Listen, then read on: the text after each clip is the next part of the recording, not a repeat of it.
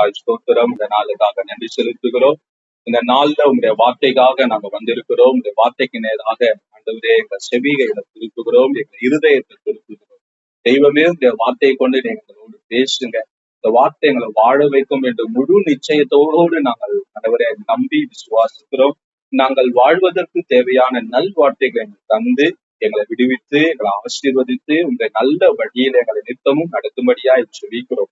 ஆவியானுடைய ஆளுகைக்கு ஒப்பு கொடுக்கிறோம். வார்த்தைக்கு விரோதமாய் எழும்புகிற எல்லா வல்லமைகளை இயேசுவின் நாமத்தினால அடிந்து கொள்கிறோம். கர்த்தாவே, நீங்க எங்களை ஆசீர்வதிங்க இயேசுவின் நாமத்தில் பிதாவே, ஆமென். அல்லேலூயா. இன்னைக்கு என்ன காரியத்தை குறித்து நம்ம கற்றுக்கொள்ள போறோம்னா, எல்லாருக்கும் அது தேவையான காரியம் ட்ரூ ரிபெண்டன்ஸ், உண்மையான மனம் திரும்புதல். உண்மையான மனம் திரும்புதல். அப்ப உண்மையான மனம் திரும்புதல்னா பொய்யான மனம் திரும்புதல் உண்டு, வாய்மாலமான மனம் திரும்புதல் உண்டு, பாதி மனம் திரும்புதல் உண்டு. எப்படி மனம் திரும்ப கூடாதோ அப்படியெல்லாம் மனம் திரும்ப சாத்தான் விடுவான். எப்படி நாம் மனம் திரும்பணுமோ அப்படி மனம் திரும்ப விட மாட்டான். அப்ப மனம் திரும்புதல் என்ற பதத்தைனா தேவன் விரும்புகிற பிரகாரமாய் நம்முடைய வாழ்க்கைய தேவன் பக்கம் திரும்புவதுதான் மனம் திரும்புதல். அதாவது இப்படி போய்கொண்டிருக்கிற நேராய் போய்கொண்டிருக்கிற நம்ம வாழ்க்கை யூட்டன் அடிச்சு 180 டிகிரி அப்படியே இப்படி இருக்கிற நாம் இப்படி திரும்பணும், தேவனை நோக்கி போக. தேவனுக்கு விரோதமாய் போய்கொண்டிருக்கிற நம்ம வாழ்க்கை தேவன் பக்கம் திரும்பி தேவனை நெருங்கி சேர்வதுதான் மனம் திரும்புதல்.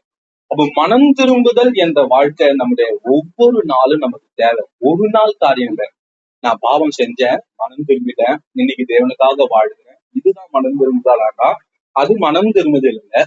மனம் திரும்புதல் என்ற பதம் ஒவ்வொரு நாளும் நடக்க வேண்டியது.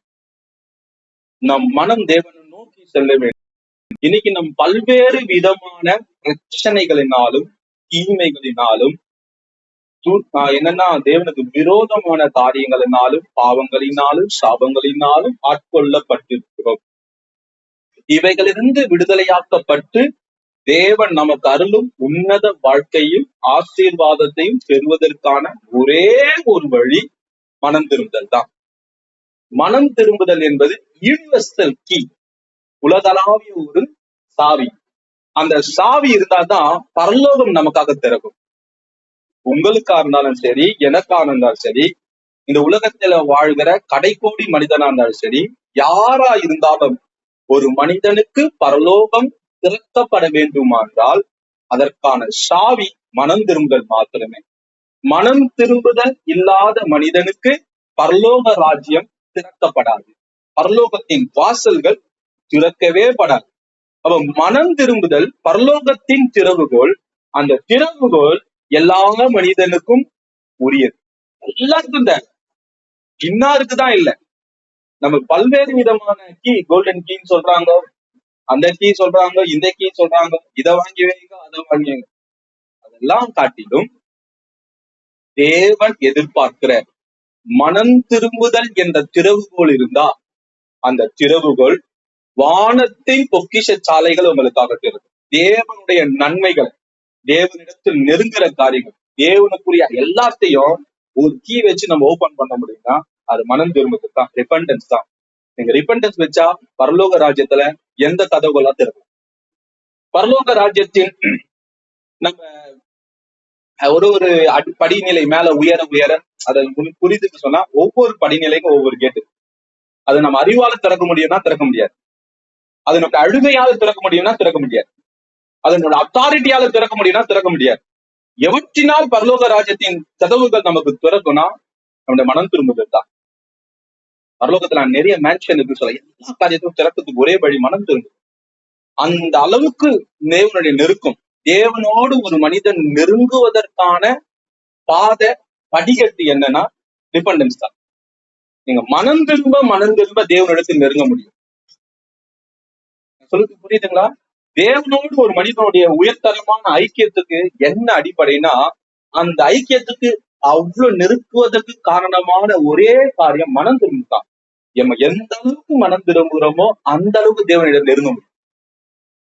நம்ம சாதாரண ஒரு மனநிலை, ஒரு இயல்பான ஒரு மனிதனுக்குரிய பாவ மன்னிப்பை பெற்று அதே நிலையில இருந்தா ஒரு இயல்பான வாழ்க்கை தான். தேவனின் வெளிப்படுத்துகிற சத்தியங்கள் அநேகம், ரெவலேஷன் அதிகம். ஒவ்வொரு மனிதனுக்கும் தேவன் பரிசுத்தத்துக்காக அவர் போடுகிற அந்த வரைமுறை அதிகம். சில பேருக்கு இதுதான் பரிசுத்தம்னு ஒரு கோடு போட்டு சில பேர் கிட்டே நீ நெருங்கிடுவோம். தேவனிடத்துல நெருங்க, மகா பரிசுத்தமுள்ள அந்த தேவனிடத்தில் நெருங்குவதற்கு பரிசுத்தம் அவசியம். அந்த பரிசுத்தத்துக்கான வழி மனம் திரும்புதல் தான். நம்ம மனம் திரும்பும்போது தான் பரிசுத்தத்துல அடுத்த கட்டத்துக்கு போகும். நம்ம புரியுதுங்களா? நம்ம மனம் திரும்பும்போது தான் அடுத்த கட்ட அபிஷேகத்துக்குள்ள போகும். நம்ம மனம் திரும்பும்போது தான் அடுத்த கட்ட உயர்வுக்குள்ள போகும். அப்ப மனம் திரும்புதல் மிக முக்கியம் கிறிஸ்தவர்களுக்கு. நான் கிறிஸ்தவர்களுடைய மனம் திரும்புதல் பேசுறேன். நான் மற்ற புறவினத்தார், தேவனை ஏற்றுக்கொள்ளாத மற்ற மனிதர்களுக்கான மனம் திரும்புதலை பேசாம, தேவனை ஏற்றுக்கொண்ட தம்முடைய ஜனமும் தம்முடைய சொந்த மக்களும் ஆகிய தம்முடைய பிள்ளைகளுக்கு ஆண்டவர் எதிர்பார்க்கிற மனம் திரும்புதலை குறித்து பேசுகிறேன். ஏன்னா நான் இதை எந்த காரியத்தோடு ஒப்பிட்டு பேசலாம்னுன்னா தாவீதோட பேசலாம்னு இருக்கேன். அதுதான் ஆண்டவர் என்னோட வெளிப்படுத்தின காரியம். தாவீது தேவனுடைய இருதயத்துக்கு ஏற்ற மனுஷன். நீங்க அப்போஸ்தலர் நடவடிக்கைகள் 13ஆம் அதிகாரம் 22ஆம் வசனம் எடுத்து வாசிப்போமே. அப்போஸ்தலர் 13ஆம் அதிகாரம் 22வது வசனம். பின்பு அவர் அவனை தள்ளி தாவீதை அவர்களுக்கு ராஜாவாக ஏற்படுத்தி ஈசாயின் குமாரனாகிய தாவீதை என் இருதயத்துக்கு ஏற்றவனாக கண்டேன், எனக்கு சித்தமானவைகளை எல்லாம் செய்வான் என்று அவனை குறித்து சாட்சியம் கொடுத்தார். சவுல் என்னும் மனம் திரும்பாத ஒரு ராஜாவை தள்ளி தன் மனதிற்கு ஏற்ற தன் சித்தமானதெல்லாம் செய்கிற தாவீது என்ற ஒரு மனிதனை, எளிய மனிதனை தேவன் தெரிந்து கொண்டார். ஒரு எளியவனை தெரிந்து கொண்டதற்கும் ஒரு ராஜாவை தள்ளுவதற்கும் என்ன மையமான காரியம் என்றால் மனம் திரும்புதல் இல்லாதது. ராஜாவா இருந்தாலும் மனம் திரும்பாத மனிதர்கள் தேவனுடைய சமூகத்திலிருந்து தள்ளப்படுவார்கள். மனம் திரும்புகிற ஒரு மனிதர், இந்த 13ஆம் அதிகாரம் 22ஆம் வசனம் தாவீதை தேவனுடைய இருதயத்துக்கு ஏற்றவன் என்று தேவன் ஏன் சொல்லுகிறார்னா, அவர் ஒவ்வொரு நாளும் மனம் திரும்பி தேவனுக்கு நெருக்கமானவர்களா மாறுகிறார். தேவனுக்கு சித்தமானது ஒரு மனிதன் எப்பொழுது செய்ய முடியும்னா, தம் சித்தம் தவறு என்று அறிந்து அதுல மனம் திரும்புகிற மனிதன் தான் தேவனுக்கு சித்தமானதை செய்ய முடியும். நீங்கள் 2 சாமுவேல் 24ஆம் அதிகாரம் முழுவதும் வாசிச்சீங்கன்னா, அவருக்கு சித்தமானபடி ஜனங்களை தொகையிட்டு பார்த்தார். ஆனா ஒரு நாள் தவறு என்று அறிந்தும் பொழுது அவர் சொல்றார், மனம் திரும்பி அவருக்கு சித்தமானதை அவர் செய்ய ஆரம்பிக்கிறார். அப்போ வேத வசனம் என்பது என்னன்னா, நமக்கு கொடுக்கப்பட்டது நோக்கம் தேவ சித்தத்தை அறிய வேண்டும். தேவ சித்தத்தை அறிந்தவுடன் நம்முடைய சுய சித்தம் எதிராக வரும். நீங்க ஒண்ணு விரும்புறீங்க, நான் ஒன்று விரும்புகிறேன். தேவன் மனிதர்கள் எப்படி உண்டாக்குனார்னா தம்மை போல உண்டாக்கினார். நம்ம புரோட்டோடைப். தேவனை ஒரு மனிதனால காண முடியாது. தேவனுடைய கற்பனை திறனை ஒரு மனிதனால காண முடியாது. தேவனுடைய செயல்களை ஒரு மனிதனால காண முடியாது. ஒரு மனிதன் எப்படி செயல்படுகிறானோ அதை வச்சு அதோட பல மடங்கு பெருக்கதான் தேவனுடைய செயல். ஒரு மனிதன் இந்த பூமியில எப்படி செயல்படுறான்? உருவாக்குகிறவனா இருக்கிறான், அழிக்கிறவனா இருக்கிறான், நன்மைகளை செய்கிறவனா இருக்கிறான். அப்ப மனிதனுடைய செயல்களை பல மடங்கு பெருக்கம்தான் தேவன். அதனாலதான் ஆண்டவர் ஒரு விக்கிரகத்தை உண்டாக்கல, ஒரு கல்லை உண்டாக்கி. இன்னைக்கு பாத்தீங்கன்னா பல்வேறு ராஜாக்களுடைய சிலைகளையும் பல்வேறு மனிதர்கள் உயர்ந்த மனிதருடைய சிலைகளை வைத்து இவர்களுக்கு இப்படி இருந்தாங்க வைக்கிறாங்க. ஆனா தேவன் தமக்கான சிலைகளை உண்டாக்கல, மனிதர்களை உண்டாக்கி தம்மை போல உலகத்தை நடமாட வச்சார். உங்களையும் என்னையும் காணும் போது தேவனை காண முடியும். தேவன் பார்க்கிறவரா இருக்கிறார், தேவன் நேசிக்கிறவரா இருக்கிறார், தேவனுக்கு ஒரு விருப்பம் உண்டு, தேவனுக்கு ஒரு செய்கை உண்டு, தேவனுக்கு ஒரு திட்டம் உண்டு. அதே போல நமக்கு இருக்குது. அப்ப தேவனுக்கும் ஒரு திட்டமும் உண்டு, தேவனால் உண்டாக்கப்பட்ட மனிதனுக்கும் ஒரு திட்டம் உண்டு. 2 திட்டமும் வெவ்வேறாக இருக்குது. அப்ப மனம் திரும்புதல் என்பது என்ன? நான் என்னுடைய திட்டத்தை வெறுத்து என்னுடைய திட்டம் வேண்டாம் என்று தள்ளி தேவனுடைய திட்டத்துக்கும் தேவனுடைய விருப்பத்துக்கும் அவர் செய்கைக்கும் என்னை முழுவதுமா அர்ப்பணிக்கிறது தெரியுமா? அதான் மனம் திரும்புதல். நமக்கு ஒரு விருப்பம் இருக்குது. எல்லா மனிதனுக்கும் விருப்பம் இருக்குது. விருப்பம் இல்லாத ஆள் யாரு? எல்லாருக்கும் ஒவ்வொரு விருப்பம் இருக்குது. ஆனா தேவனுக்கும் ஒரு விருப்பம் உண்டு. மனம் திரும்புதல் என்பது எப்படின்னா, என்ன விரும்புகிற ஒரு காரியத்தை நான் விட்டுட்டு என் தேவன் விரும்புகிற ஒரு காரியத்தை இது முதற்கொண்டு நான் செய்ய போகிறேன் என்ற ஒரு முடிவு தான் மனம் திரும்புதல்.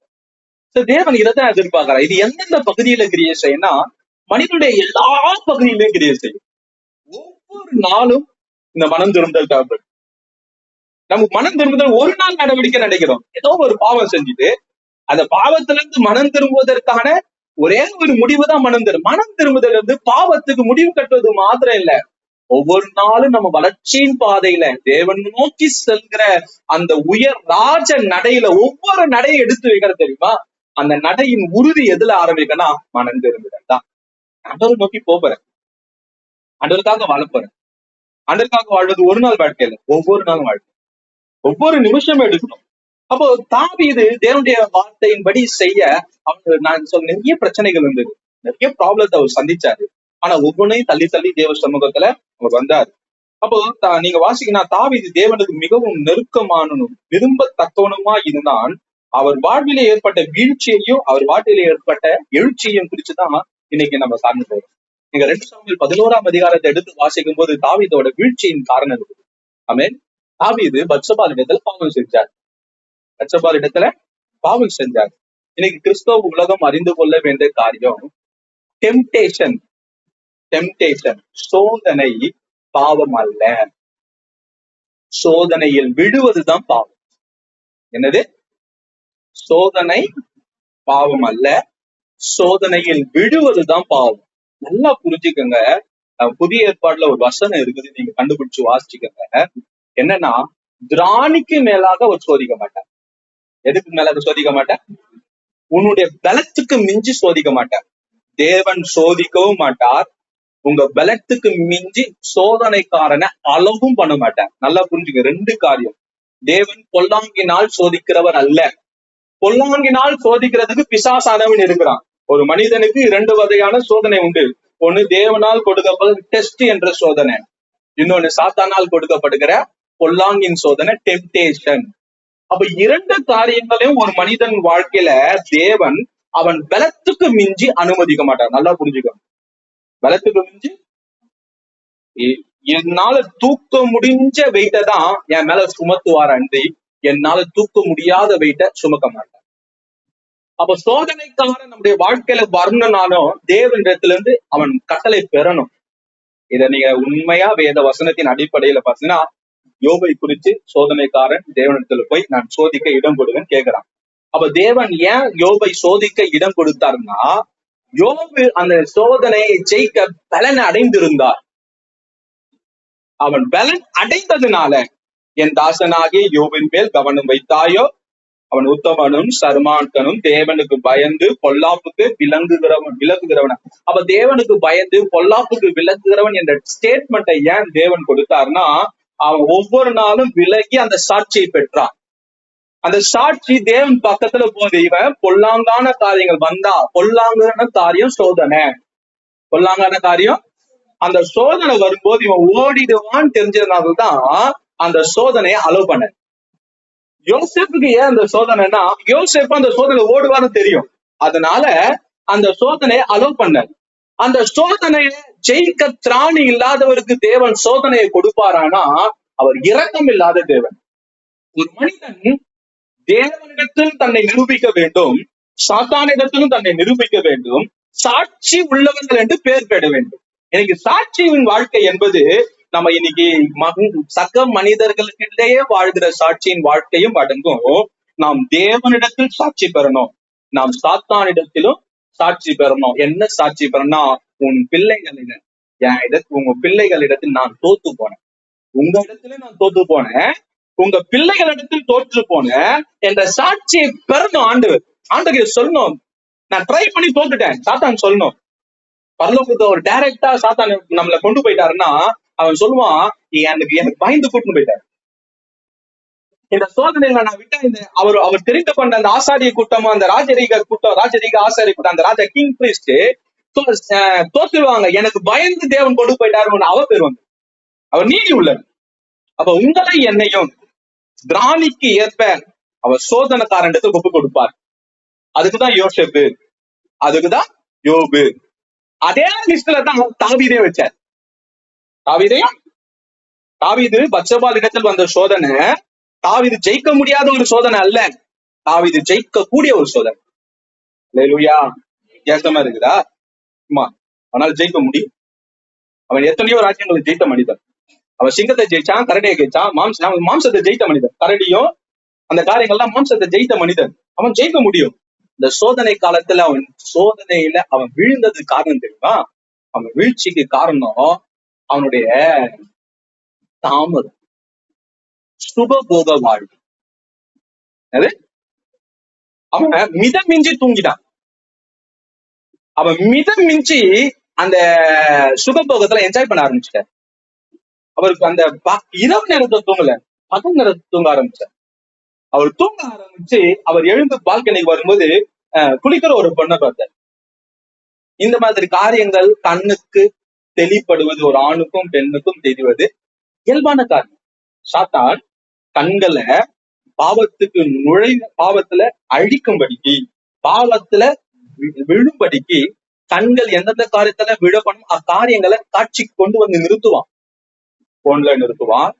நீங்க யாரும் விருப்பமே இருக்காது, திடீர்னு ஒரு காட்சி வரும். விருப்பமே இருக்காது, சில காரியங்கள் வரும். விருப்பம் இல்லாத காரியங்களை நம் கண்கள் காண நேரிடும். இது இயற்கையா சம்பவிக்கதா எனக்கு தெரியல. ஆனா நம்ம தள்ளும்படிக்கு சாத்தானால் கொண்டு வர முடியும் என்பது பலவிதமான சோதனைகளை மனுஷன் சோதிக்காம காத்து கொண்டிருக்கிறான். அப்ப தாவீது தேவனுடைய இருதயத்துக்கு ஏற்றவன். அப்ப தாவீது பலவான். இந்த சோதனை ஜெயிச்சிருவான் தேவன் சர்டிபிகேட் பண்ணியாச்சு. சரி வந்து பாக்கலாமே வந்து போனா. ஏன் ஒரு வனாந்திரத்துல இருக்கும்போது அவருக்கு அந்த வித சோதனை வரலையா? தேவனுடைய அவர் வந்திருக்கும், அவர் ஓடி இருப்பார். வனாந்திரத்துல ஜெயிச்சாரு. வாலிபானா இருக்கும்போது 17 வயசுல சோதனை வந்திருக்காதா? ஜெயிச்சாரு. 13 வருஷம் வனாந்திர பயணத்துல சோதனை வந்திருக்காதா? ஜெயிச்சிருப்பாரு. ஒவ்வொரு ஜெயமும் பெற்று பெற்று பெற்று அவர் அரசவைக்கு வந்துட்டாரு. தேவன் ஒரு மனிதனை உயர்த்துவதற்கு காரணம் படிப்படியா தாவீதை உயர்த்த படிப்படியான ஜெயம். ஒவ்வொரு 1ஆம் கிளாஸ் பாஸ் ஆனாரு, 2ஆம் கிளாஸ் பாஸ் ஆனாரு, 3ஆம் கிளாஸ் பாஸ் ஆனி ராஜாவும் உட்காந்துட்டாரு சிங்காசனத்துல. ஃபைனல் டெஸ்ட் எழுதுறாரு நான் தெரியல. அந்த டெஸ்ட் வந்துச்சு. அந்த சூழ்நிலை டெம்டேஷன் வந்துச்சு. அவர் கண்ணாலையும் பார்த்துட்டாரு. அப்ப என்ன காரியங்களை விசாரிக்கிறாருன்னா போய் விசாரிக்க சொல்றாரு. யார் அந்த பொண்ணு? விசாரிக்கும் பொழுது அவருக்கு நியூஸ் வந்தது, இவர் உரியாவின் மனைவி, இவர் அகிதேவலின் பேத்தி, இன்னாருடைய மகள் இப்படின்னு சொல்லிட்டு ஒரு நியூஸ் வந்துச்சு. நியூஸ் வந்த உடனே என்ன பண்ணணும் நம்ம? திருமணமாகாத ஒரு பெண், திருமணமான ஒரு பெண்ணு, இன்னாருக்கு உரிய பொண்ணு, அந்த மேல நம்ம வைக்க பிறரொன்றை பிறருக்குரிய யாதொன்றையும் இச்சியாது இருப்பாயாக என்று வசனம் சொல்லுது. நாம இது இன்னாருடைய மனைவியாச்ச, நம்ம இச்சிக்க கூடாது என்று வசனம் அவர் தடுத்து இருக்கும். வசனம் சொல்றது இரவும் பகலும் வேதத்தை தியானிச்ச மனுஷன், கற்பனைகளை கையில வைத்த மனிதன். அவர் சொல்றாரு, நான் அந்தி சந்தி மத்தியான வேலையில நான் வருவேன், வசனம் படுக்கையில உன்னை தியானிப்பேன். இதெல்லாம் அவர் எழுதினார்ல. இப்ப இந்த வசனம் அவர் 10 கட்டளையில ஒண்ணு, அதை பிறரொன்றை யாதொன்றையும் இச்சியாது இருப்பாயாக அந்த வசனம் அவர் மனத்துல இந்த இச்சை எழும்பினோடனே வந்திருக்கும். வருமா வராதா? கண்டிப்பா வரும். ஆவியானவர் அவரோடு இருந்தார் என்ற வசனம் சொல்லுது. எந்த மனிதனோட ஆவியானவர் இருக்கிறாரோ பாவ சோதனை வரும் பொழுது அந்த பாவ சோதனை தவறு என்ற எண்ணம் ஆவியானவர் கொடுப்பார், வசனம் கொடுக்கும். நாம் எல்லாருக்கும் அந்த பாதையில போயிருக்கும். ஆனா என்னன்னா அந்த சோதனையை ஜெயிக்க வழி வசனத்தோட தடுத்தல். தவறு என்பது அறிகிற அறிவு. அப்ப அறிஞ்ச பிறகு அவர் என்ன பண்ணாரா? தம் மாம்சத்துக்கு இடம் கொடுத்து விழுந்தார். ஆமென். மாம்சத்துக்கு இடம் கொடுத்து விழுந்தார். அதை குறிச்சு 51ஆம் சங்கீதத்துல வாசிக்கும் போது, என்னுடைய குணம் இந்த குணம், என் தாய் எங்க பாவத்தில நான் பாவம் செஞ்சதெல்லாம் பாவி இல்லை, நான் பாவியா இருக்கிறதால பாவம் செய்யறேன். கேட்பேன் வித்தியாசம். எல்லாருக்குள்ள ஒரு பாவ சுவாபம் இருக்கும். அந்த பாவ சுவாபத்துக்கு தீனி போடுறது, பாவம் என்ற நெருப்புக்கு தீனி போடுற வேலையை சாத்தான் செய்வான், எல்லா மனிதருக்கும் செய்வான். அந்த தீனியை நாம் சாப்பிட்டுட்டேன்னா நம்ம அதை விலகி ஓடுவதற்கான வழியை தேவன் நமக்கு வசனம், சோதனையை அப்புவித்ததற்கான வழியை தேவன் உண்டு பண்ணுகிறார், தியானியை உண்டு பண்ணுகிறார். அதுதான் வசனம், அதுதான் ஆவியானவர், அதுதான் எச்சரிப்பின் சத்தம். எச்சரிப்பின் சத்தம் எங்கிருந்து வேணாலும் வரும். இங்கிருந்து வரும், இங்கிருந்து வரலன்னா இங்க வரும். எங்கேயாவது எச்சரிப்பின் சத்தத்தை தேவன் சொல்லா, நீ செய்வது தவறு என்பதை தம் பிள்ளைகளுக்கு சுட்டி காட்டுகிற இடத்தில் ஆவியானவர் இருக்கிறாரு. அப்ப என்ன பாவம் செஞ்சாருன்னா, இந்த எச்சரிப்பெல்லாம் மீறி அவர் பாவம் செய்வார். இது என்ன புரியுது? இந்த தேவன் அறியாத புறவினத்தான் பாவம் செய்வதை குறிக்கிறது சொல்லதல்ல. இந்த தேவனை அறிந்த விசுவாசிகளாகிய தேவனுடைய பிள்ளைகளாகிய தேவனால் தெரிந்து கொள்ளப்பட்ட நீங்களும் நானும் பாவம் செய்வதை குறித்து சொல்லு. எச்சரிப்பு பெற்ற மனிதர்கள் எச்சரிப்பை மீறி, அவேர்னஸ், அந்த விழிப்புணர்வை மீறி செய்கிற பாவத்தை பிடிக்கும். பாவம் செஞ்சுட்டான், பாவம் செஞ்சுட்டான்.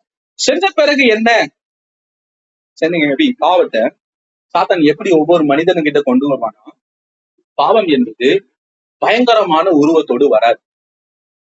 பாவம் தன்னால் ஏறப்பட போகிற மிக மிஞ்சிய பாவத்தின் பாதிப்போடு நமக்கு வராது. பாவம் எப்படி நம்ம கிட்ட நெருங்குன்னா, அது தேனில் தோய்க்கப்பட்ட விஷம், சுகர் கோட்டட் பாய்சன். அது நீங்க சாப்பிடும் போது அது ஸ்வீட்டா இருக்கும். அது எப்படின்னா, நம் விரும்பத்தக்க காரியங்களா வரும். பாவம் நம் வெறுக்கிற காரியங்களா வராது. நீங்க வெறுக்கிற காரியம் எதுவாக இருந்தாலும் வெறுத்துரும். பாவத்தை சாப்பிட பிடிக்க மாட்டேன், நல்ல சுகர் அதிகமா இருக்கிற சாக்லேட் சாப்பிட்டு பிஸ்கெட் சாப்பிட பிடிக்குது, பாவக்காய் ஏற்க முடியுது. ஏன்னா நம்ம விரும்பாத எந்த பொருளையும் தள்ளி விடுவதற்கான ஒரு குணத்தை படைத்தவர்கள் மனிதர்கள். ஆனா பாவம் என்பது நம்ம விரும்பாத தோற்றத்தோடும் நம்ம ருசிக்க இயலாத ஒரு சுவையோடும் வராது. நாம் விரும்புகிற தோற்றத்தோடும் நாம் ருசிக்க இயலுகிற நம் நாக்கு பெட்டர் நம் டேஸ்ட் பஸ்டுக்கு ஏத்த விதமா வரும். உங்க ருசிக்கு ஏற்ப சொல்லுவாங்களே, என் நாக்குக்கு ஏத்த மாதிரி சமைங்கன்னு சொல்லுவாங்களே, உங்க விருப்பத்துக்கு ஏற்ப பாவம் வரும். அதை ரேப் பண்ணிருக்கும். அதை சாப்பிட்ட பிறகு அது சேரும். அந்த பாவத்தினால் உண்டாகும் பாதிப்பு அழிவு உடனே வராது. பாவத்தினால் உண்டான அழிவும் பாதிப்பும் உடனே வராது, ஆனா நிச்சயம் வரும். அது ஒரு காலம் நம்ம விடாது. இன்னைக்கு என்னன்னா, கிறிஸ்தவ மத்தியில நான் பாவம் செஞ்சுட்டேன், அதற்கான பலனை இன்னும் நான் பெறல, நான் நல்லா தானே சுத்திட்டு இருக்கேன் அப்படி என்ன இருக்கும் தெரியாது. அது தன் காலத்துக்காக வெயிட் பண்ணிட்டு இருக்கும். நாய் கற்ற மனுஷன் எட்டோனே நாய் மாதிரி கொலிச்சு சாக மாட்டான். வெயிட் பண்ணும், ஒரு பீரியட் ஆஃப் டைம் வரைக்கும் வெயிட் பண்ணி ரேபிட்ஸ் அதிகமாகி அவன் நாயை போலவே கொலைச்சு அவன் உயிரை விடுவான். ஆனா எடுத்தவனே நாய் கட்சவனே அந்த எஃபெக்ட் வருமானா? கண்டிப்பா வராது. அதே மாதிரி தான் பாவத்தினால் தாக்கப்பட்ட மனிதனுடைய வாழ்க்கையில அழிவு உடனே வராது, ஆனா நிச்சயம் வரும், டெஃபினெட்லி வரும். ஆனா வந்துச்சுன்னா அது அழிவ அந்த மனிதனையும் அந்த மனிதனுக்குரிய நன்மைகளையும் அழிக்காம போகாது என்பது உறுதி. இல்லையா? அப்ப தாவீது இதனால் ஏற்படக்கூடிய பாதிப்பு தெரிஞ்சிருக்கோம்னா, தாவீதுக்கு நிச்சயமா தெரிஞ்சு, இந்த பாவத்தினால என் வாழ்க்கையில இதெல்லாம் பிரச்சனை வரப்போகுதுன்னு தாவீதுக்கு தெரிஞ்சா நிச்சயமா தாவீது செஞ்சிருக்க மாட்டார். பாவம் அதை ஏற்படுத்தக்கூட பாதிப்பை நம் கண்களை மறைச்சிடும். அது ஒருபோதும் அந்த அழிவை கண்ணுக்கு காட்டவே காட்டாது. ஒருபோதும் தாவீது உண்மையாவே அந்த பாவத்துக்கு பின்னாடி வர வேண்டிய அழிவு எல்லாமே தாவீதுக்கு தெரியுமா? தெரியாது. பாவம் செய்த மனிதனை பாவம் எஜுகேட் பண்ண ஆரம்பிக்கும். அப்படின்னு சொன்னால இன்ஜினியரிங், பாவம் இன்ஜினியரிங் பண்ண எதற்காகனா மிதமிஞ்சிய பாவம் செய்வதற்காக.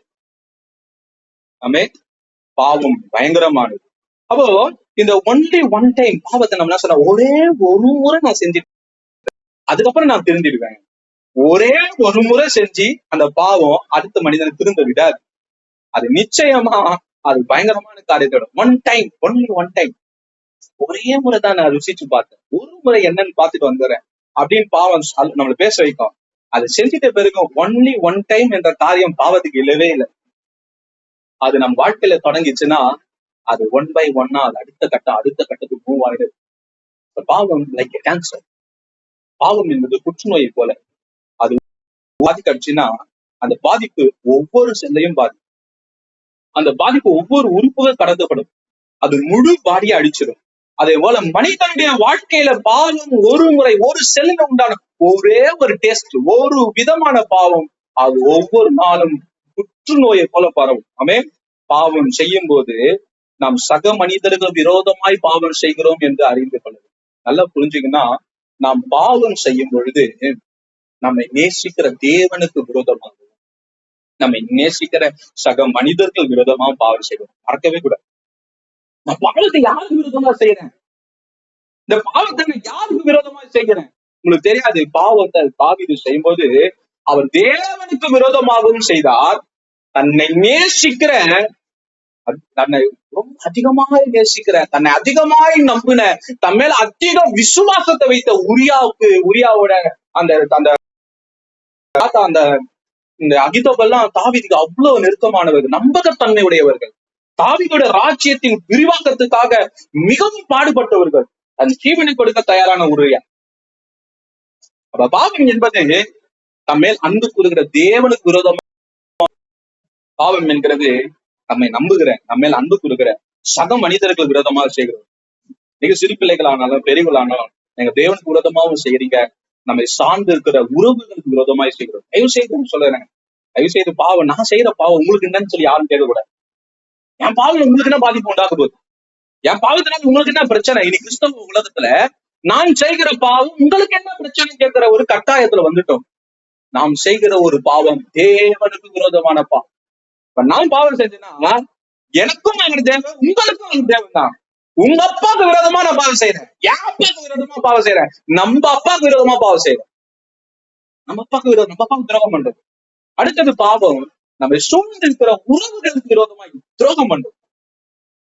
எந்த டைப் ஆஃப் பசின், எவ்ரி கைண்ட் ஆஃப், எந்த வித பாவமா இருந்தாலும் அது அப்படிப்பட்டதா இருக்கும். இதனால் தேவ கோபம் கண்டிப்பா வரும். தேவ கோபம், ஒரு மனுஷன் வாழ்க்கையில பாவத்தினால தேவ கோபம் வராதுன்னு சொல்ல முடியாது. ஒரு மனிதனுடைய வாழ்க்கையில பாவத்தினால தேவனுடைய கோபம் கண்டிப்பா வரும், நிச்சயமா வரும். ஏன்னா பாவம் தேவ கோபத்தை கொண்டு வரும். பாவத்தினால் என்ன பாதிப்பு உண்டாகும், பாவம் எப்படியாப்பட்ட, நான் சொல்றேன்னா அது எது எது சொன்னா பாவத்தின் கருப்பு பக்கங்கள் நான் பேரு. பாவத்தோட கருப்பு பக்கங்கள், மறைக்கப்பட்ட பகுதி, பாவத்தோட மறைக்கப்பட்ட பகுதி.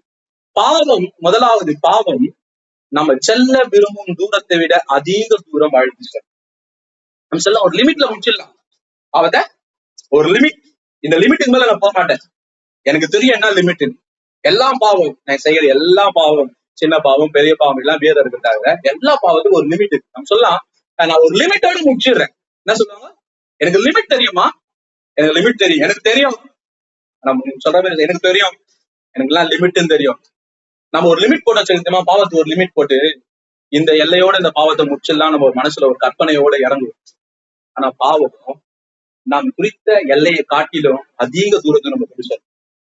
அது அன்கண்ட்ரோல், கண்ட்ரோல் பண்ண முடியும். என்ன அது எப்படின்னா, காத்தாற்றுற வெள்ளத்தால் அடிபட்ட மனிதன் போல போய் குளிச்சுட்டு வந்துடலான்னு போவாங்க. என்ன பண்ணுவாங்க, தண்ணி ஓடும் பொழுது ஆசையா இருக்கும், போய் குளிச்சுட்டே வந்துடலாம், எனக்கு தெரியும். அப்படிதான் நாங்க ஊழியத்துக்கு போது ஒரு பிரதர் வந்து எனக்கு வெள்ளம் தெரியும், எனக்கு நீச்சல் தெரியும், எல்லாத்தையும் நீந்த தெரியும் சொல்லிட்டு அவர் குச்சாரு, பார்த்தா திரும்பி போயிடுச்சு, அவர் அப்புறம் காப்பாத்தணும். அது மாதிரி பாவம் என்பது நீங்க ஒரு எல்லைக்குள்ள போயிட்டு திரும்பி வந்தாலும் நம்ம இறங்குவோம். அது ஒருபோதும் அந்த எல்லைக்குள்ள நம்ம வைக்காது, அது அந்த கொண்டு போயிடும், அது தன் எல்லைக்கு கொண்டு போயிடும். அந்த எல்லை என்பதுன்னா நம்ம கண்ட்ரோல்ல நம்ம விட்டுட்டு அது கண்ட்ரோல் எடுக்கிற அளவுக்கு கொண்டு போயிடும். நம்மளால முடியவே முடியாது. சொல்றதுல விளங்குதா, நம்ம எத்தனை பேர் புரியுது, நல்லா புரிஞ்சுக்கோங்க. அடுத்தது ரெண்டாவது, அதில் நாம் இருக்க விரும்பும் காலத்தை விட அதிக நேரம் தாங்க வைக்கும். நம்ம சொல்லலாம் இந்த டைம்ல நான் முடிச்சுட்டு வந்துடுவேன். என்ன பண்ணும்போது வாலிபத்துல ஒரு என்ஜாய்மெண்ட் ஆகுது, என் வாழ்க்கையில இருக்கிற நேரம் கொஞ்ச நேரத்துல அந்த என்ஜாய் பண்ணிட்டு முடிச்சிடுறேன். எனக்குன்னு ஒரு பொறுப்பு வரும்போது, எனக்குன்னு ஒரு காரியம் வரும்போது, எனக்குன்னு ஒரு செய்ய வந்து பாத்தீங்கன்னா அந்த குடிக்குள்ள தகப்பன்மார்கள்லாம் பிள்ளைங்க சின்னதா இருக்கு நான் குடிச்சிடறேன், வளர்ந்துச்சுன்னா தோல்விகள் அறிய ஆரம்பிச்சிடும், அது கத்துக்க ஆரம்பிச்சிடும், அது கருத்து கொஞ்சம் தெரியாத நான் நிறுத்திடணும். அது மாதிரி எத்தனையோ பேர் இன்ன வரைக்கும் நிறுத்தல. அந்த பிள்ளை பெரிய பிள்ளைய, அந்த பிள்ளை குழந்தைக்கு வந்து அது கல்யாணம் வர வயசு பாருங்க கிழவனாலும் குடிச்சுக்கிறான். ஏன்னா அவங்களால அந்த அந்த காலத்தெல்லாம் நிர்ணயிக்க முடியாது. எல்லா பாவத்துக்கும் நம்ம காலத்தை நிர்ணயிக்க முடியாது. அது நம்ம நம்ம காலத்துல நம்மளுடைய டைம் பீரியட்ல அது இருக்காது, அது காலத்தை கடந்து செயல்படும். மூன்றாவது, நம்ம ஒரு பாவம் செய்யும் போது நம்ம மனசு தெரியும், இதுக்கு இவ்வளவுதான் பே பண்ணணும். என்ன பண்ணணும், எனக்கு இதை இழந்துடலாம், என்ன பண்ணலாம், இதுக்கு இழந்துடலாம், ஏதாவது ஒரு பாவம் இந்த அளவுக்கு காசை செலவு பண்ணிடலாம், ஒரு 10,000 ரூபாய் 20,000 ரூபாய். நீங்க பாத்தீங்கன்னா இந்த போனஸ் வாங்குற டைம்ல, இந்த சம்பளம் வாங்குற டைம்ல இந்த குடிக்க ஆரம்பிப்பாங்க. ஒரு 10,000 ரூபாய் சம்பளம், ஒரு 20,000 ரூபாய் சம்பளம் வாங்குறேன், குடினா ஈஸியா புரியுதுக்காக சொல்றேன். 1000 ரூபாய் குடிச்சிட்டு நிறுத்திடலாம்னு நினைப்பாங்க. என்ன பண்ணுவாங்க, 1000 ரூபாய் குடிச்சிட்டு மீதி 19,000 ரூபாய் வீட்டுக்கு கொடுத்துடலாம். அவர் குடிக்க ஆரம்பிக்கும் தான் தெரியும், வீட்டுக்கு போது 19,000 இருக்குமா, அது இருக்கவே இருக்காது. அவர் திங்க் பண்ணதை காட்டில சில பேர் 20,000 ரூபாய் விட்டுட்டு கடன் வாங்கி பேசிட்டு வந்துருவாங்க. அந்த மாதிரி ஆட்கள் தான் உண்டு. அந்த காலம், அந்த நீங்க அதாவது ஏன்னா அது சொல்ல என் உடம்புல இந்த அளவுக்கு பாதிப்பு வந்தோடனே நான் நிறுத்திடுவேன், தெரியும் இந்த சிம்டம்ஸ் வந்து நிறுத்திடுவேன். எந்த சிம்டம்ஸ் வந்தாலும் பாவத்தை நிறுத்த முடியாது. பாவம் அது நாம் கொடுக்க தயாராகும் விலை கிரயத்தை விட அதிக விலையை கொடுக்க வேண்டும். என்ன பாதிப்பா சொல்றான்? குடும்பத்தை இழந்துருவோம், பிள்ளைகளை இழந்துருவோம், நல்ல மனிதர்களை இழந்துருவோம், நல்ல உறவுகளை இழந்துருவோம், சகல நம்ம சமுதாயத்துல அந்தஸ்தை இழந்துருவோம், சமுதாயத்துல நன்மதிப்பு இழந்துருவோம். எல்லாத்தையும் இழக்க பண்ணும் பாவம். நம்ம நினைப்போம் இதெல்லாம் வராதா, இதெல்லாம் வந்துருவோமா, இதெல்லாம் வராத, இதெல்லாம் வராத, லைட்டா எடுக்க வைக்கும். என்னைக்கு பாவம் லைட்டா செய்யவே செய்யாது, வெற்றி செய். என்ன பண்ண அடுத்தது ஒரு பாவத்தோட விடாது, பாவம் பல பாவங்களை கொண்டு வரும். ஒரு பாவம் ஒரே ஒரு பாவத்தோட விட்டு விடாது, அது மனிதனுடைய வாழ்க்கையில பல பாவங்களை கொண்டு வரும். அது இன்வைட் பண்ணும். அடுத்தது பாவம் அதற்கான பலனை நிச்சயமா தரும். அது கூலியை பெறுவாங்க, அது கூலி மரணம். நிச்சயம் அதற்கான பலனை பெறுவார். ஆமென். இவை நம்மை பிடிக்கும் பல. பாவம் என்பதுன்னா அது ஒரு டிராப். அதை வச்சு நம்மளை எல்லாம் முற்றிலுமாய் நம்ம அழிக்கிறதுக்கான சாத்தான் பல்வேறு காரியங்களை செய்வான். தாவீது தேவ கோபத்திற்கு உள்ளானான். தாவீதன் வாழ்க்கையில மிகப்பெரிய தேவ கோபம். தேவனுடைய இருதயத்துக்கு ஏற்ற மனிதன், தேவனுடைய இருதயத்துக்கு ஏற்ற தாசன். என் சித்தப்படியெல்லாம் செய்வேன் என்று தேவனால் சாட்சி பெற்று நான் சித்தப்படியே செய்து கொண்டு வந்த மனிதன் ஒரு நாள் தேவ சித்தத்துக்கு விரோதமாக இச்சைக்கு தீனி போட்டதுனால அந்த வாழ்க்கையில தேவன் கோபம் வந்துச்சு. அப்ப நம்ம நினைக்கலாம், இதுவரைக்கும் நான் தேவனுக்கு பிரியமானது செய்யறேன், தேவனுக்கு விருப்பமானது செய்யறேன், என் வாழ்க்கையில தேவன் என்ன சொன்னாரோ அதை செஞ்சேன். ஒரே ஒரு முறை மாத்திரம் தேவனுக்கு பிரியமில்லாத காரியத்தை நான் செய்வேன், அதனால் என்ன பலன் வரும் கேட்டா, நாம் இவ்வளவு நாள் செய்த நன்மையை காட்டிலும் நாம் ஒரு நாள் செய்கிற தீமையினால நம் வாழ்க்கையில வருகிற தேவ கோபம் அது மிக பெருசு. அந்த கோபம் நம்ம இருக்குது என்பது நமக்கு தெரியாது. தேவ கோபம் அது கோபம் இருக்குதுன்னு ஒரு மனுஷன் தெரிஞ்சுட்டாங்கன்னா அது ரொம்ப கஷ்டம். அது ரொம்ப அழுதிடும்.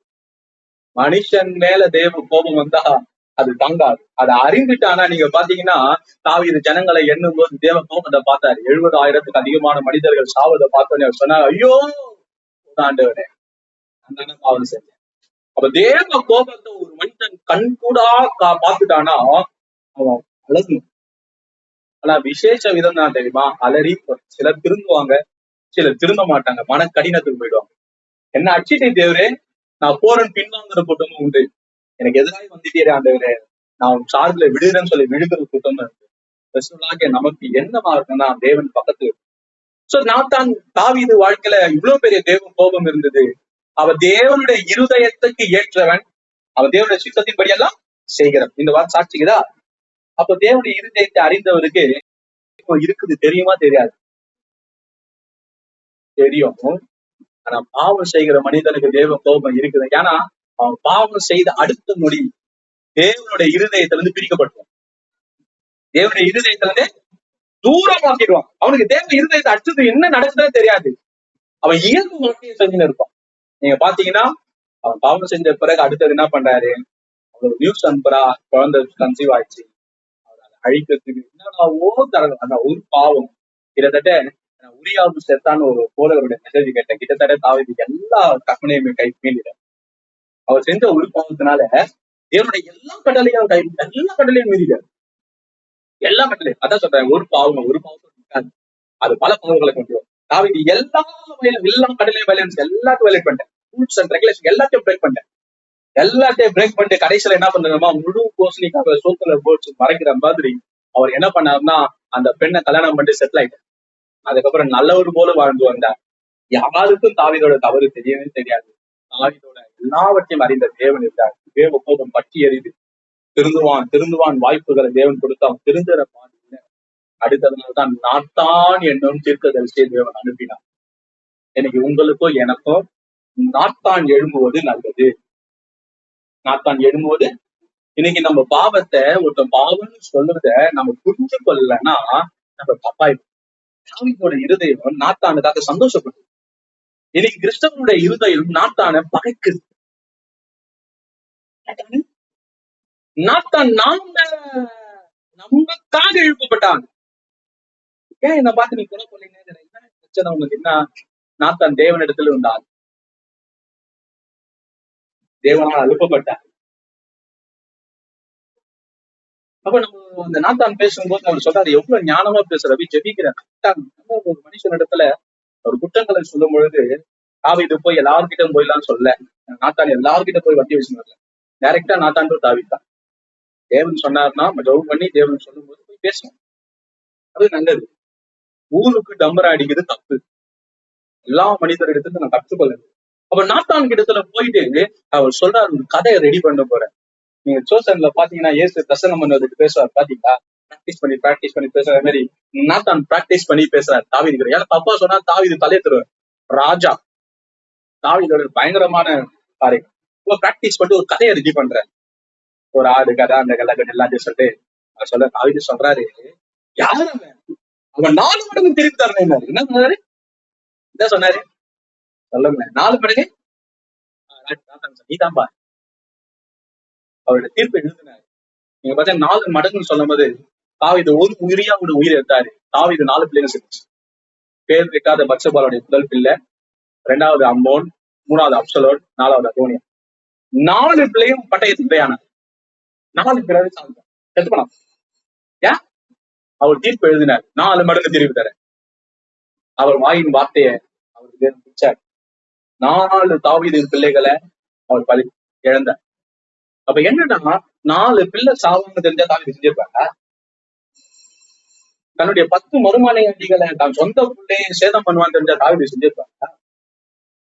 ராஜா எந்த கம்பீரமா ஆடி பாடி அந்த எருசலேம் வீதிகள்லாம் அந்த ஆசரிப்பு கூட அந்த உடன்படிக்கை பெட்டியை தூக்கி ஆடி வாடி வந்த தாவீது அதே தெருவெல்லாம் செருப்பு இல்லாம ஓடுவார அந்த கற்பனை பண்ணிட்டா அவரு செஞ்சிருப்பாரா?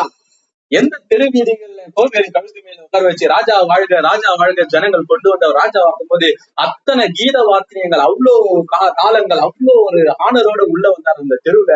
திருப்பி அதே தெருவில் அவமானப்பட்டு செருப்பு இல்லாம ஓடுவன் தெரிஞ்சா தாவீது செய்வாரா? நான் சொல்றேன், பாவத்தினால் வருகிற பாதிப்பு நிச்சயமாய் ஒரு மனிதருக்கு தெரியாது. எல்லாருக்கும் ஒரே விதமாய் பாதிப்பு வராது, வித்தியாசமா வரும். ஆனா சோதனை ஒரே மாதிரி வரும். சோதனை ஆனா பாதிப்பு வித்தியாசம். பல பணத்தை அடிப்பான் சாத்தான். ஓட அடிக்கிறார், அவர் ஓடுறாரு. அப்ப இன்னைக்கு இந்த பிரசங்கம் உங்களுக்கான நாத்தான். சில மனிதர்களுடைய பாவத்தை உணர்த்தி சொல்லும் போது அவன் நம்மளுக்கான நாத்தான். நாம அவர்கள் மேல கோபப்படுவதை நிறுத்திட்டு, இந்த பாவம் எனக்குள்ள இருக்குதா, இந்த வழிகள் இருக்குதா, இது தேவன் ஏற்படுத்தி இருக்கிறாரா, சிந்தித்து திருந்தவில்லை என்றால் நமக்குதான் பாதிப்பு. நம்ம எல்லாருக்கும் நாத்தான் தேவை. நாத்தான் இல்லைன்னா நம்ம நாசமா போயிடும். ஏன்னா ஆண்டவரே கூட டைரக்டா பேசிட்டேன்னா, பாவம் உள்ள மனிதனோடு ஆண்டோட சத்தம் டைரக்டா வராதுங்க, கேட்க முடியாது. இருதயம் கடினமாயிடும், செவி திறப்பாயிடும். பொறுப்படிச்சுக்கணும், வசனம் பொறுப்படிச்சுக்கணும், காதல் கேட்காது, கத்துடைய சத்தம் கேட்காது, முடியாது. நம்ம நார்மலா இருப்போம், நம்ம செய்வதான் நல்லது போல தெரியும், நம்ம கரெக்டா தான் போறோம். தாவீது அந்த பாவம் செய்த வாழ்க்கையெல்லாம் அவன் நார்மலா வாழ்ந்தாரு. அவரு எந்த ஒரு இல்ல, நார்மலா போவாரு, ஆலயத்துக்கு போவாரு, பாட்டு பாடுவாரு, பலியிடுவாரு, ஜனங்களை நியாயம் விசாரிப்பாரு, சாப்பிடுவாரு, தான தர்மம் செய்வாரு, ஆலயத்துல ஒரு பிரச்சனைனா வாரி கொடுப்பாரு, எல்லாம் பண்ணின்னு இருப்பாரு, நார்மலா இருந்தாரு. நாத்தான் வர வரைக்கும் அவர் நார்மல் தான், நாத்தான் வந்த வரைக்கும் அவர் அப்நார்மல். அப்ப நம்ம அப்நார்மலான மனிதர்கள், நாம இயல்புக்கு அப்பாற்பட்ட மனிதர்கள் என்று தேவன் நாத்தானை அனுப்புனாதான் தெரியும். இந்த பிரசங்கம் ஒரு நாத்தான். உங்க வாழ்க்கையில உங்களுக்கு குத்தி சொல்ற ஒரு மனிதர்கள் நாத்தான். நீங்க நாத்தான குறை சொல்லி ஒரு பிரச்சனை இருக்கிற நாம் எப்படிப்பட்டவர் என்பதை தேவ சமூகத்துல இந்த பிரசங்கம் உழுகும். இல்லையா? அப்ப என்னன்னா, தேவ ராஜ்யத்துல தேவன் விரும்புகிற காரியம் என்னன்னா, பாவத்துல இருந்து மனம் திரும்ப வேண்டியதான். தேவன் பாவத்துல விடுது விருப்பமே இல்லாம ஒருத்தரையும். நான் சொல்றேன், வெளியே இருக்கிற மனுஷனே உள்ள வரணும் ஆண்டவர் ஆசைப்படும் போது உள்ளது நம்ம வெளியே போன ஆண்டவர் ஆசைப்படுவாங்க. இல்லைங்க, மனசை புரிஞ்சுக்கணும். வெளியே இருக்கிறவங்கள உள்ள வரணும் ஆண்டவர், உள்ள இருக்கிற நம்மள ஆண்டவர் வெளியே போடுறாரு. அதான் ஆண்டவர் சொன்னாரு, 100 ஆடுல ஒரு ஆடு காணப்பட்டு நாங்க போயிட்டு எடுத்து சொல்றோம். ஏன்னா அந்த ஆட்டுக்கு நான் ஜீவன் கொடுத்துருக்கிறேன். அப்ப நம்மளே நாம் பாவம் செய்து விட்டு விலகி போவதை தேவன் விரும்பவில்லை. அனந்தருவி தேவனிடத்தில் சேர வேண்டிய விருப்பத்தை கொடுக்கிறார். பாவம் எப்படி நம்ம அடிக்க தெரியும், திருப்பி அடிக்க முடியாதது கிடைக்கும். அப்போ தேவ ராஜ்யத்தின் சுவிசேஷமே டிபெண்டன்ஸ் தான். இயேசு, யோவான், இயேசுவுடைய சீஷர்கள் எல்லாரும் மனம் திரும்பு என்றார். மனம் திரும்புதல் ஆப்ஷன் அல்ல, மனம் திரும்புதல் இதுலன்னா அது இல்ல. மனம் திரும்புதல் ஆர்டர், கட்டளை. அது ஒன்லி ஒன் வே. அது செஞ்சாகும். நம்ம மனம் திரும்பாத பட்சத்துல நம்ம வாழ்க்கையில மிகப்பெரிய பிரச்சனைகள் வரும். எந்த பாவமா இருந்தாலும் இந்த உபவாசனால தேவன் நமக்கு கிருபையா கொடுத்திருக்கிறார், இறக்கமா கொடுத்திருக்கிறார். நேற்று கூட நான் தான் சொன்னேன், இன்னைக்கு ஃபுல்லா இந்திய இடத்துல உட்காந்து நான் இதுதான் ஜோம் பண்ணினேன். மேல போய் நான் இதுக்குதான் அழுதுனேன். தேவ சொன்னது எனக்கு இதுதான் முக்கியம். என் ஜனங்களை நான் உன் பக்கம் திரும்புவேன், எங்க வாழ்க்கையை உன் பக்கம் திரும்ப எங்களுக்கு அனுகிரகம் செய்யுங்க என்று நான் அழுது கொண்டேன்.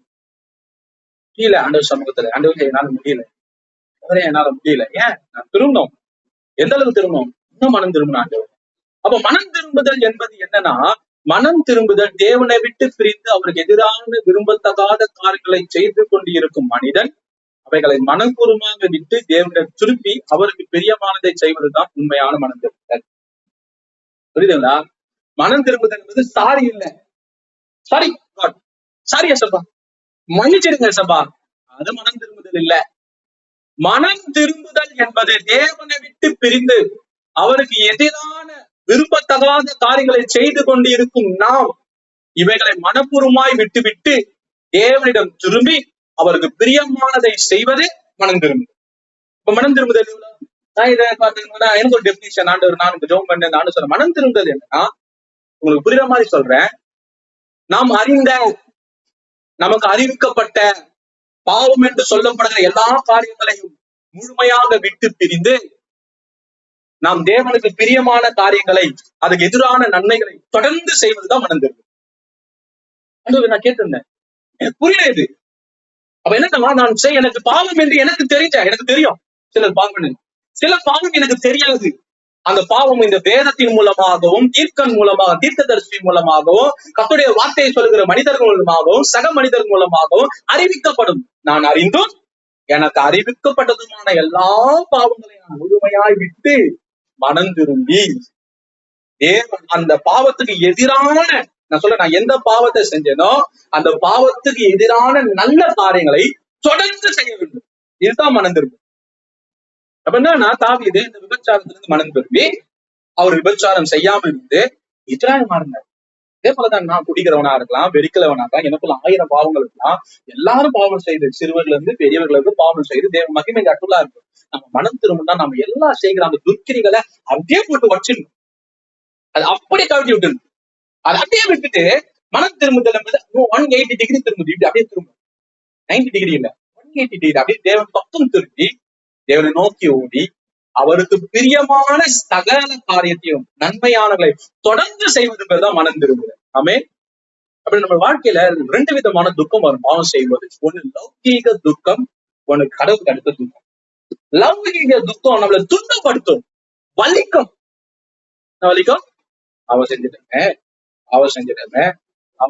வலிச்சு தேவன் கிட்ட போய் சொல்லி அந்த பாவத்துல இருந்து ஏதோ நம்ம ரிலீஃப் ஆன உடனே திரும்பவும் தொடர்ந்து அதை செய்வோம். விளங்குது நான் சொல்றது புரியுதா? லௌகீக துக்கம், பாவம் செஞ்சா உலகத்துல நம்ம இல்ல, நம்ம கிறிஸ்தவர்கள், நமக்கு பாவம் செஞ்சா கண்டிப்பா வலிக்கும். பாவம் செஞ்சா உலகத்தானு வலிக்குதான்னு எனக்கு தெரியல, அவனுக்கு அந்த சொர்ணம் இருக்குதான்னு தெரியல. ஆனா நமக்கு வலிக்கும். வலிக்கும் பொழுது 2 விதமான துக்கம் சொல்லுது. 2 Corinthians 7:10 சொல்லுது, லௌகீக துக்கம், தேவனுக்கு இருக்கிற துக்கம். அப்ப லௌகீக துக்கம்னா நமக்கு ஒரு துக்கம் வரும், அந்த துக்கம் தேவன் கிட்ட போக வைக்கும். ஆண்டவரே சாரிப்பா சாரிப்பா சாரிப்பா சாரிப்பா. நமக்கு கொஞ்சம் ரிலீஃப் ஆன பிறகு என்ன ஆகும் தெரியுமா? திரும்பவும் பழையபடி ஆயிடும். இதுக்கு உதாரணம் பார்வோன். அந்த வாதைகள்லாம் அவன் பலவிதமான துன்பங்கள் அனுபவித்து அவன் சொல்றான், சாரி ஆண்டவர், வேண்டாண்டவர், நிறுத்துங்க, மாத்துங்க. அப்போ போயிட்டு மோசே மன்றாடி அந்த வாதையை நிறுத்தின உடனே திரும்ப மன கடினமாய் திரும்ப செய்ய ஆரம்பிச்சு. 10 வாதைகள் தொடர்ந்து அவன் வாழ்க்கையில வந்ததுக்காரனா அவன் ஒருபோதும் முதல் வாதையில மனம் திரும்பாது. 10 வாதை வந்ததே அவன் அழிவுக்கிற வரைக்கும். 10 வாத லிமிட் இல்ல, அவன் அழிவுற வரைக்கும் அந்த வந்துச்சு. அப்போ துக்கம் நம்மளை அழிச்சிடும். உண்மையான மனம் திரும்புதல் நம்ம தேவன் பக்கம் திரும்பிடும். இது தேவனுடைய சீஷர்கள் 2 பேருக்கு இருக்குது. ஒன்னு யூதாசு, ஒன்னு பேதுரு. யூதாசை காட்டிலும் பேதுரு செய்த பாவம் பெருசு. ஆனா பேதுரு மனம் திரும்பினாரு, யூதாசு துக்கப்பட்டாரு. பேதுரு மனம் திரும்பினாரு, தேவன் துக்கத்தை விரும்பல, தேவன் மனம் திரும்புதலை விரும்புகிறார். ஆமே, ரிப்பன்டன்ஸ், தேவன் பக்கம் திரும்பி ஓடி வர வேண்டும். அல்லேலூயா. ஆமே.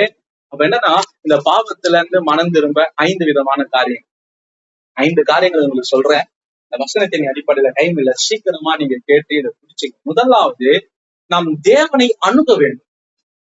பாவம் செஞ்ச பிறகு நம்ம தேவன சமூகத்தை விட்டு ஓடக்கூடாது, தேவனை விட்டு ஓடக்கூடாது.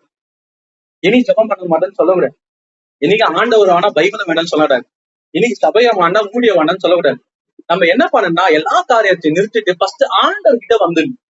என்ன பண்ணோம், அவன் செஞ்ச உடனே நமக்கு ஒரு சத்தம் கேட்கும், சாத்தானின் சத்தம். தேவன் உன்னை நிறுத்திட்டாரு, தேவன் உன்னை புறம்பே தள்ளிட்டாரு, தேவன் கிட்ட நீ போக முடியாது, தயவு செய்து நீ போயிடு. இன்னும் அதிகமா செய்யறது, நம்ம தேவனை விட்டு பிரிக்கிறதற்கான எந்த சத்தம்லாம் வந்து அது சாத்தான் சத்தம். அது இருதயத்துல இருந்து எழும்பலாம், அது உங்க காதுகள்ல பகிரங்கமா தொழிக்கலாம், இல்ல மனிதரின் இடத்துல இருந்து வரலாம். ஆனா தேவனை விட்டு பாவம் செய்கிற மனிதனை, தேவனை விட்டு பிரிக்கிற எல்லா சத்தமும் அது சாத்தானின் சத்தம். அப்ப முதலாவது பாவம் செஞ்சிட்ட பிறகு தாவீது இடத்துல வரும்போது அவன் தேவன் இடத்துல போனார். அதாவது நான் கிட்ட 7 நாள் பாஸ்டிங் போனேன். அவர் போய் அந்த பாஸ்டிங் அடியெல்லாம் அதெல்லாம், ஆனா தேவன் கிட்ட வந்துட்டார். என்ன பண்ணாரு, கிருபையும் அவசரம், அங்கீதம் 51:15, கிருபையும் உமது கிருபையின் படியும் உமது இரக்கத்தின் படியும் என்கிட்ட வந்து என்ன பண்ணீங்க ஆண்டு. அப்ப ஆண்டுடைய அன்பின்படி நம்ம ஆண்டு கிட்ட போகணும். நான் நேசிக்கிறதுனா ஆண்டு கிட்ட போதை காட்டிலும் அவரின் மேல அன்பு வைத்திருக்கிறார் என்ற எண்ணத்தோடு ஆண்டு கிட்ட போகணும். ஆண்டு கிட்ட போயிடணும், கண்டிப்பா போகணும், கண்டிப்பா நீ போகணும். உபவாசத்தின் நாள்ல, இந்த 19வது நாள்ல நம்ம ஆண்டு கிட்ட நெருங்க வேண்டும் என்று தேவன் விரும்புகிறார். அடுத்தது என்னன்னா, நம்ம வாழ்க்கையில பொறுப்புகளை ஏற்றுக்கொள்ள வேண்டும். அங்க போய் ஆண்டவர் கிட்ட போனவனையும், ஆண்டவரே இதுதான் காரணம், அதுதான் காரணம், இதனால அதனால இல்லை, நான் தப்பு செஞ்சேன், நான் மிருகம் செஞ்சேன், நான் அக்கிரமம் செஞ்சுட்டேன், நான் உமக்கு விரோதமாக சக மனிதருக்கு விரோதமாக நான் செஞ்சிருக்கிறேன்.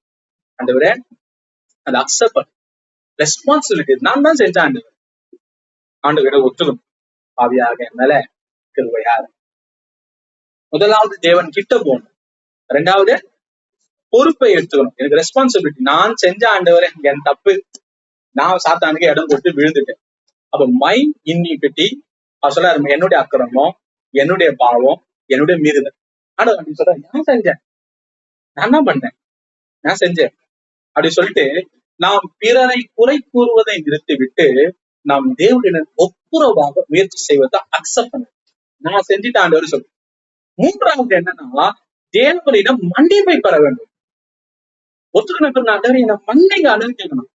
யோவான் 1:9 சொல்றது, அவர் அறிக்கையிட்டால் அவர் மன்னிக்கிறதுக்கு உண்மை உள்ளவர் என்றார். அவன் பாவத்தை மறைக்கிறவன் வாழ்வடைய மாட்டான், அதை அறிக்கை செய்து விட்டு வாழ்க்கையில பாவத்தை அன்னைக்கு போய் ஆண்டவர்கிட்ட ரெக்கன்சிலேஷன் பண்ண, நான் செஞ்சேன், நான் தப்பு பண்ணேன், என மன்னிங்க ஆண்டவரை சொன்னோம். பாவம் தேவனுக்கு விரோதம். பாவம் செய்வது அறிக்கையிடுவது என்ற தொடர் நிகழ்வு நம்மை தொடர்ந்து கொண்டு இருக்க வேண்டும். பாவ மன்னிப்பு தேவ கிருபையின் செயல். அவர் நம் மனக்கண்ணை திறக்க வேண்டும். நான் போயிட்டு நீங்க என்ன பண்ணனா, ஆண்டவரே இந்த பாவத்தை நீங்க மன்னிப்பு பெற ஆண்டவர்கிட்ட போகும்போது ஆண்டவர் நம்முடைய கண்ணை திறப்பார். என்ன கண்ணை திறப்பார்னா, அப்பதான் நமக்கு தெரியும் நம்ம பாவத்தால் இவ்வளவு பாதிக்கப்பட்டேன்னு.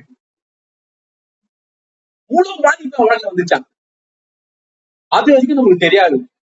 நமக்கு என்ன பண்ணணும்னா, அந்த பாவத்தை மறைப்பதற்கும், கிறிஸ்தவர்கள் பேசுறேன், நான் வெளியேறும் பாவத்தை மறைக்கிறதுக்கும், அதை அப்படியே கண்டினியூ பண்ணுவதற்கும், அதை நியாயப்படுத்துவதற்கும் அப்படியே ஓடினது. ஆனா ஆண்டவர் கிட்ட போய் மன்னிப்பு சொல்லும்போது ஆண்டவர் பாவத்தை வெளியரங்கப்படுத்தி காட்டுவார், பகீரங்கமா காட்டுவார். என்னத்தை விட நீ பாவி என்பதை காட்ட மாட்டார், உன் பாவத்தின் விளைவுகள் இவ்வளவு என்பது காட்டுவார். கண்ணை திறந்து பார்க்க வைப்பார், மனக்கண் திறக்கும்.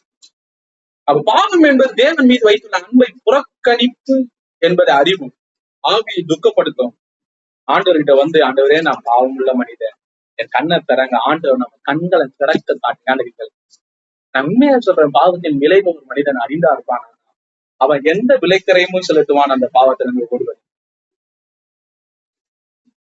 தாவீதுக்கு தெரியாதா, ரத்தத்தை ஆண்டு சொல்ல, ஈசோப்பினால் என்னை கழுவி சுத்திகரின்னு சொல்றாங்க. அவர் சொன்னா, பாவத்துக்கு ஆடு கடா மாடுதான் அவர் பரிகாரம். பாத்தீங்கன்னா எத்தனை மாடு அவர் பண்ணிட்டு இருக்கலாம், எத்தனை காரியங்கள் அவர் சொல்லியிருக்கலாம். அவர் ஒண்ணுமே சொல்லவே இல்லைங்க. அவர் எதை எதிர்பார்த்தாருன்னா, நொறுங்குண்ட இருதயத்தை எனக்கு தாங்க. நொறுங்குண்ட இருதயம்னா திரும்ப பாவம் செய்யாத ஒரு இருதயத்தை தான். உம்முடைய ரத்தத்தினால எனக்கு கழுவுனாங்க, ரத்தம் தான் என்னை சுத்திகரிக்கும். அப்போ தேவன் நம்மை சுத்திகரிக்கும்படி தேவனுக்கு நெருங்க வேண்டும். தேவனுடைய வாக்கு தத்துவங்களை பிரதானமான வாக்கு தத்துவம், நான் அவங்களை மன்னிப்பேன் தான், என் நீதியின்படி அன்பின்படி நான் உனக்கு இறங்குவேன்னு சொன்னேன். அப்ப இந்த மாதம் நம்ம வாக்கு பண்ண ஜனங்கள் நான் அளிக்கும் நன்மையா திருப்தியான திருப்தியான ஒரு நன்மையான வாழ்க்கைக்கு அடித்தளம் என்னன்னா, மனம் திரும்புகிற ஒரு நல்ல இருதயம்.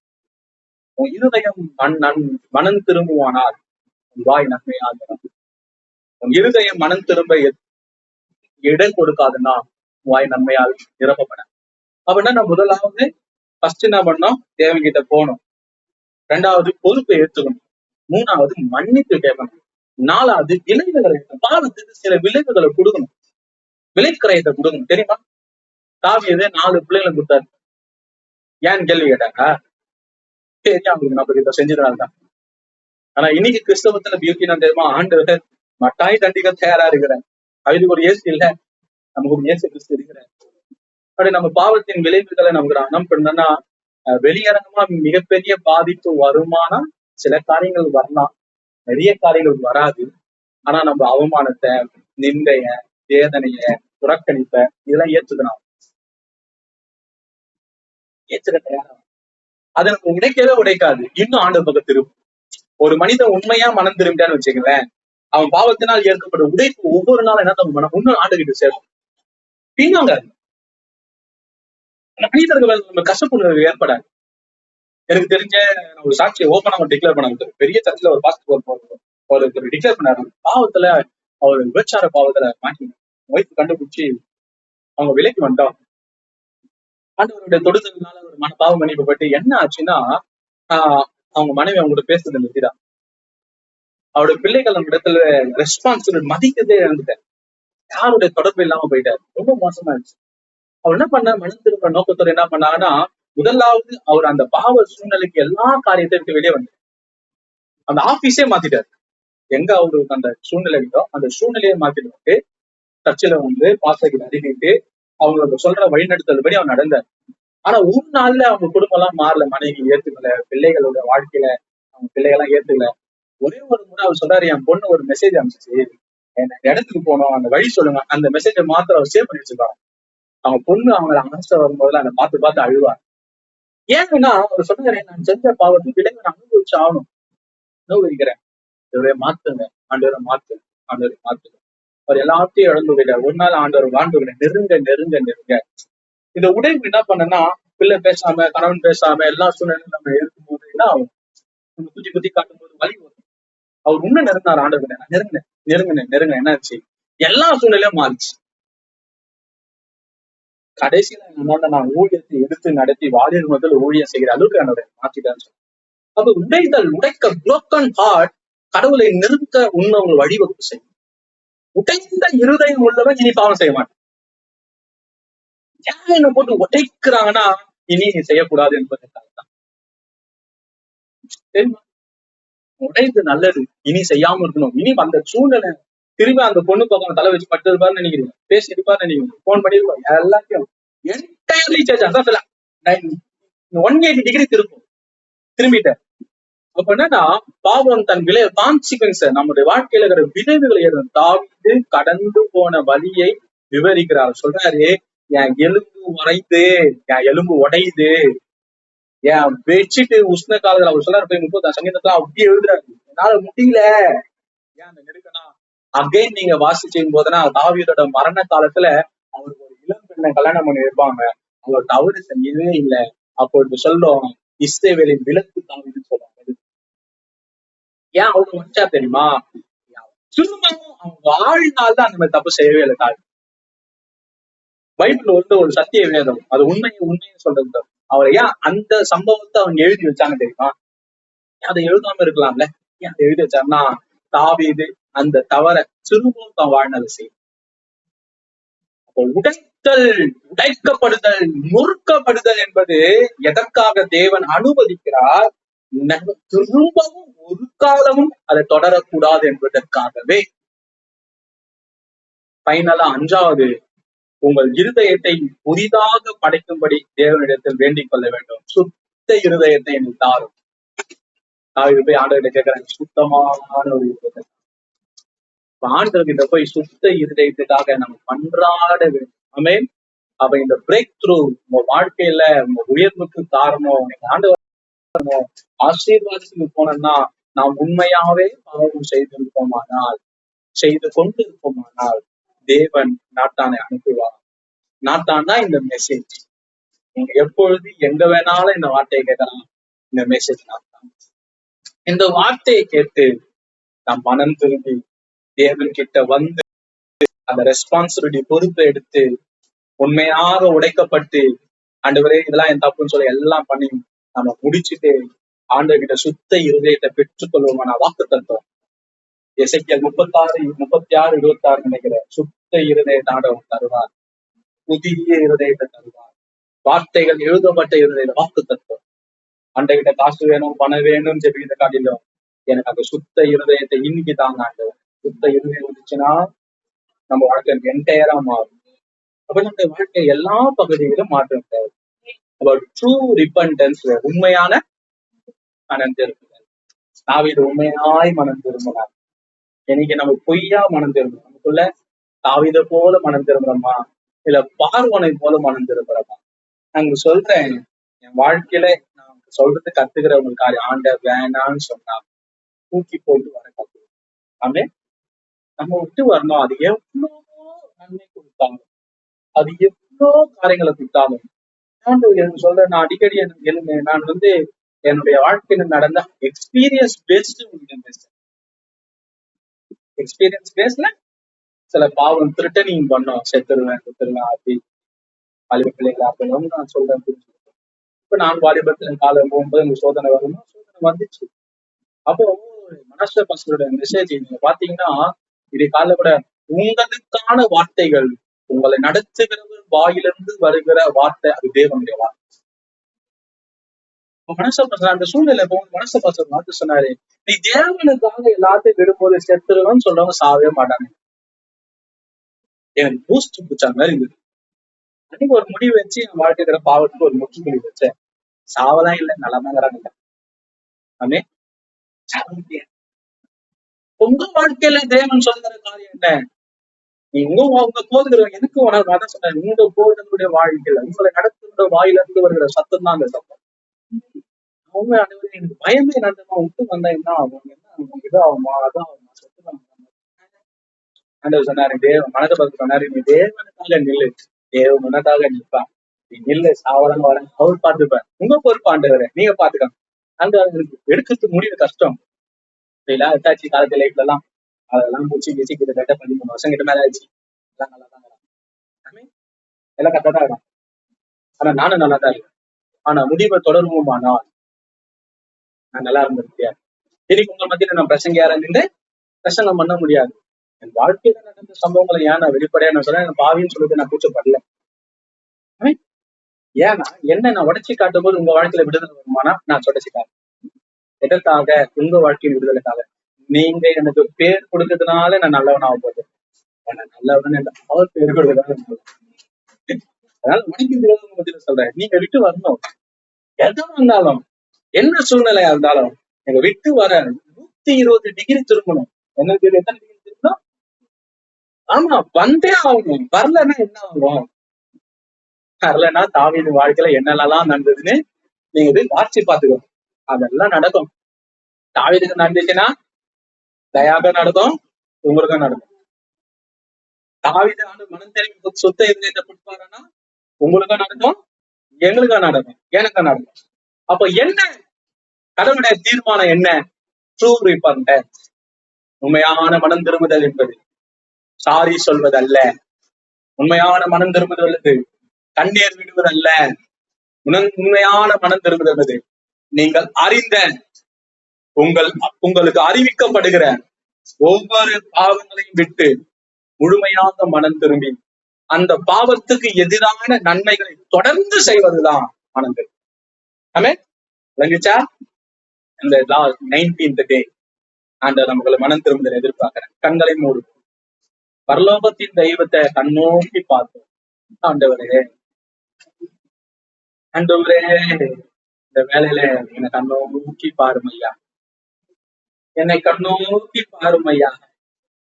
உண்மையான மனம் திரும்புதல் வேண்டும் என்பதற்காக எங்களுக்கு இந்த பிரசங்கத்தை நீங்க கொடுத்தீங்கப்பா. சரியான மனம் திரும்புதலை நாத்தானுக்காக நன்றி சொல்றேன். உங்களுக்காக உங்கள் பாவங்களை குத்தி குத்தி சொல்ற மனிதர்கள் நான் தான். இந்த பிரசங்கமும் ஒரு நாத்தான். தேங்க்யூ சொல்லுங்க. நாத்தானுக்காக நன்றியாங்க. நீ நாத்தான் குத்துறது உனக்கு வலிக்குதுன்னு நினைச்சுன்னா அந்த மனம் திரும்பினா அதுக்கப்புறம் மிகப்பெரிய வலி வரும். மனம் திரும்புதல் ஸ்பைனல் செட்டில்மெண்ட், சின்ன உங்களுடைய பாவத்துக்கான கடைசி செட்டில்மெண்ட் மனம் திரும்புதான். மனம் திரும்பினா அது செட்டில் பண்ணவே பண்ணப்பட. எங்க ஆண்டு கிட்ட உண்மையாய்ந்த மனதை திருப்புங்க.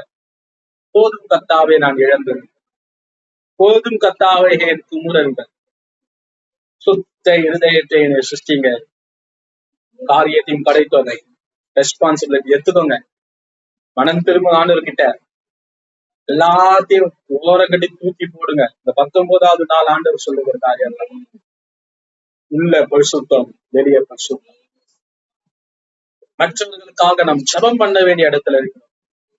இன்னைக்கு முழு சபையும் கிட்டத்தட்ட எத்தனையோ குடும்பங்கள், நம்ம சபையில கிட்டத்தட்ட எத்தனையோ பிள்ளைகள் இருக்கிறாங்க. எல்லாருடைய வாழ்க்கைக்கு நாம் பொறுப்பெடுக்கணும். எங்களுடைய எல்லாருடைய பாவங்களையும் மன்னிச்சுக்கோங்கப்பா. எங்களை இரக்கம் செய்யும்படியா இவருடைய மன்னம் பாதத்தை மன்றாடுகிறோம். தெளிவான முடிவெடுக்க உதவி செய்யும். இயேசுவின் நாமத்தில் பிதாவே, ஆமென்.